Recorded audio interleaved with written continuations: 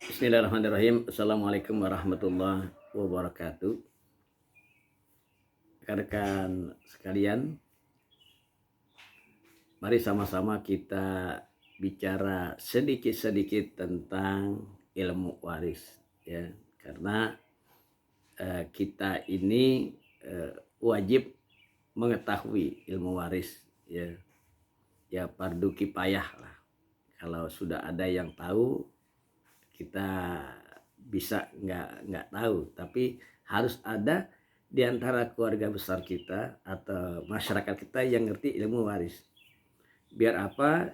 Biar kita adil dalam pembagian waris, lalu kita tidak menzolimi ya orang lain, tidak mengambil hak-hak orang lain yang bukan milik kita. Karena apa? Karena itu hukumnya haram. Kita makan harta orang lain yang bukan milik kita, hukumnya haram. Apalagi harta itu keluarga kita sendiri, ya. Maka kita harus hati-hati. Kita tahu dalam masalah waris itu ada yang namanya ashabul furud. Ashabul furud ini adalah orang-orang, ya, yang sudah diperhitungkan berhak mendapatkan waris, ya. Kurang lebih ada 25 orang, ya, yang diharapkan atau yang bisa menerima warisan, ya, 25 orang. Selain itu nggak ada lagi, ya.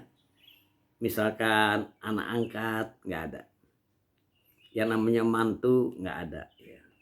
Jadi anak angkat atau mantu, ya, jangan berharap mendapatkan waris, ya. Akan tetapi bisa dapat dari jalur yang lain, ya, mungkin dari jalur arham dan lain sebagainya, tapi tidak dari jalur waris, ya. Nah, dari 25 ahli waris itu atau ashabul furud, ya, maka yang dipastikan dapat, ya, atau kalau ada 4, ya, 4 orang-orang, ya, di dalam ashabul furud itu ada, maka yang lainnya menjadi mahjub, artinya menjadi terhalang, dia tidak dapat. Jadi kalau misalkan kita punya saudara, ya, saudara kandung kita kaya raya, maka kita adalah saudaranya, misalkan saudara kandung. Apakah kita dapat atau tidak?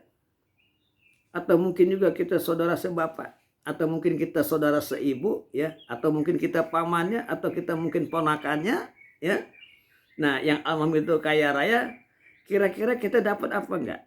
Nah, ini kuncinya adalah dilihat kalau ada ashabul furud yang sudah dipastikan dapat, ya, maka bisa jadi, ya, ashabul furud yang lainnya itu menjadi tertutup atau terhalang, menjadi tidak dapat.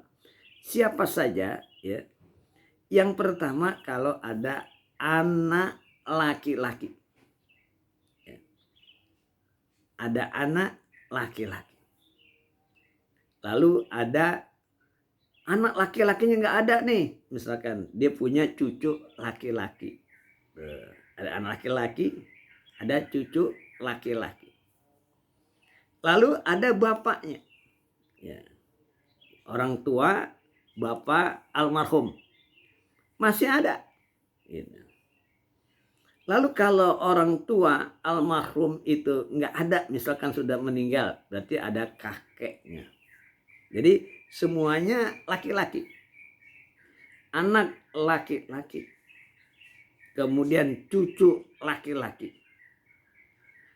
orang tua almarhum laki-laki, lalu kakek, ya, almarhum. Kalau kakek udah pasti laki-laki. Nah, kalau ini sudah ada, ya, jangan di antara ashabul furud yang lain itu berharap, ya.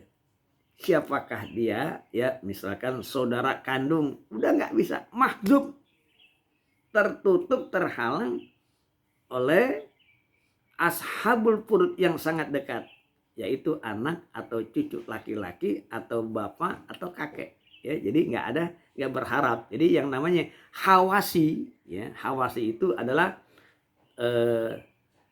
saudara kandung, saudara sebapak, saudara seibu, anak laki-laki dari saudara kandung, anak laki-laki dari saudara sebapak, kemudian paman, ya, paman sekandung, paman sebapak, anak paman sekandung, anak dari laki-laki, paman sebapak dari jalur laki-laki, itu semuanya terhalang, tidak dapat.